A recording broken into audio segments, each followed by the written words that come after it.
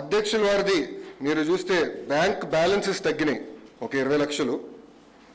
అది తప్ప పెద్ద మార్పులు చేర్పులు ఆయన అకౌంట్స్లో ఏం లేదు మొదటి పేజీలో. సో నెట్ వర్త్ పోయినసారి ప్రకటించినప్పుడు అమ్మది 30,59,00,000 ఉంటే ఇప్పుడు 33 కోట్లకి. నాకు కూడా అప్పులు తగ్గినాయి, ఒక 3,50,00,000 అప్పు తగ్గింది.